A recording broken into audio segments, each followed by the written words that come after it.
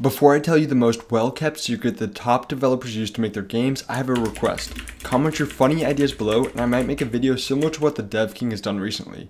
Be sure to subscribe if you want to see your idea come to life. Alright, back to the topic of this video.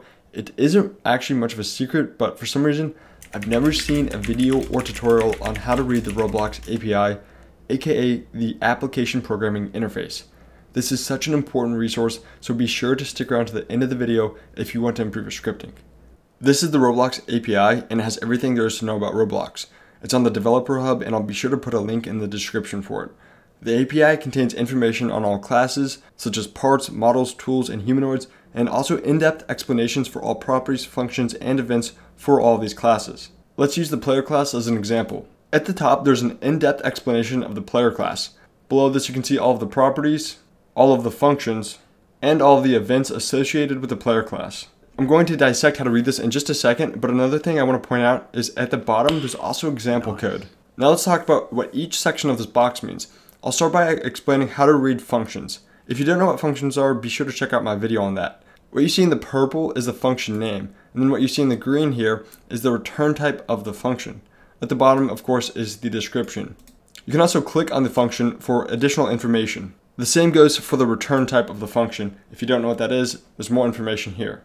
In the case of this first function, the return type is void because this function actually doesn't return anything. That's what void means.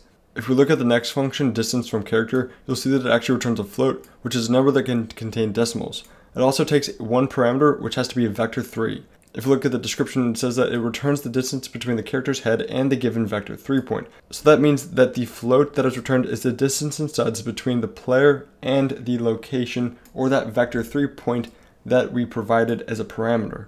Now let's take a look at the properties. The first property is account age, and for the functions, the writing in green right here was the return type, but for properties, the writing in green is the type of the property itself. So account age is an int, auto jump enabled is a bool, a character is a model.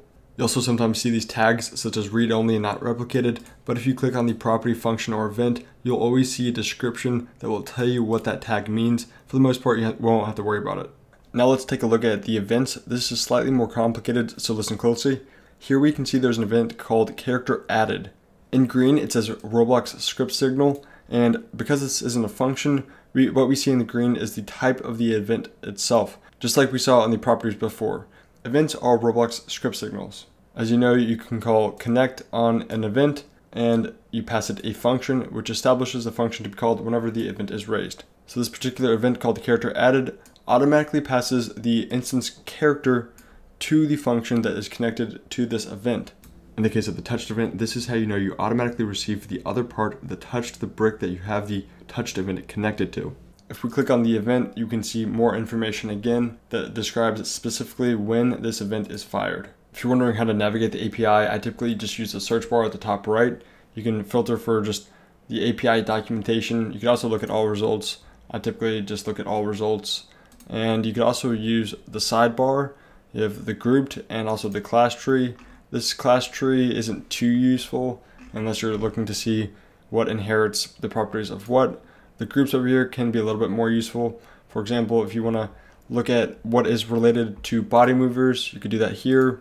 You could look at what is related to animations. You can see everything here as well. But I typically just use the search bar. As always, thanks for watching. Don't forget to like the video, subscribe for more in the future, and comment any questions below.